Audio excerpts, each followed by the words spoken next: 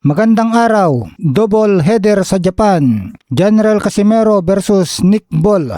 Ilalagay ba sa undercard ng Brandon Figueroa versus Tomoki Kameda ngayong Oktubre? May malakas na bulong-bulungan ngayon na nag-uugnay sa Kameda Promotions, kaugnay ng isang dambuhalang fight card na nakatakdang ganapin sa Japan ngayong Oktubre 2026. Ayon sa mga lingas-ngas, plano ni Koki Kameda na i-import ang dating champion na si Nick Ball patungong Japan para makatapat ng pambato ng Pilipinas na si Janriel Cuadro Alas Casimero. Isang gabi, dalawang giyera sa halip na magkahiwalay na boxing event. Posibleng maging isang mega double header ang gabi. Magiging co-main event ang Janriel Casimero versus Nick Ball at ang main event ay sina Tomoki Kameda versus Brandon Figueroa para sa WBA Featherweight Championship. Ang tapatang Casimero at Ball ay inaasahang magiging isang brutal na salpukan ng dalawang walang takot na brawler sa ibabaw ng ring.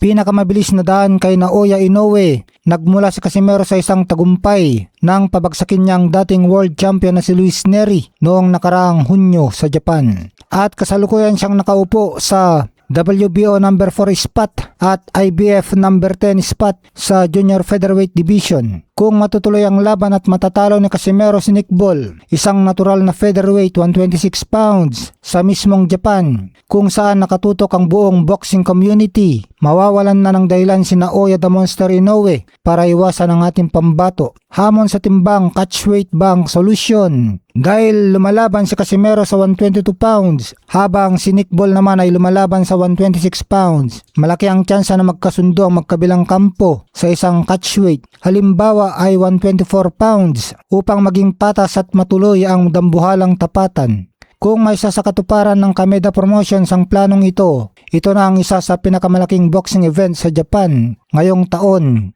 na muling magpapaningning sa karera ni Cuadro Alas. Samantala, dismaya sa performance ni Rolly Romero. Sayang na pagkakataon para kay Manny Pacquiao. Mainit ngayon ang usap-usapan sa online boxing community matapos maglabas ng matinding pagkakadismaya ang maraming Pinoy fans sa naging ipinakitang performance ni Rolando Rolly Romero sa kanyang kamakailang laban. Ayon sa mga reaksyon ng mga tagahanga sa comment section, umani ng pambabatikos si Romero dahil sa tila pagtakbo at pag-iwas nito sa pakikipagsabayan sa loob ng ring kontra Teofimo Lopez. Ipinaabot ng mga fans na bagamat may taglay na lakas at kapangyarihan sa kanyang mga kamao si Romero, pinili pa rin nitong huwag sumugal at umiwas sa direktang palitan ng suntok. Dahil dito hindi may pagkaila ng maraming Pinoy boxing fans ang kani-kanilang panghihinayang. Ayon sa marami, kung hindi lamang sana nagbuhos ng oras at ambisyon ang pambansang kamao na si Manny Pacquiao para sa isang rematch laban kay Floyd Mayweather Jr.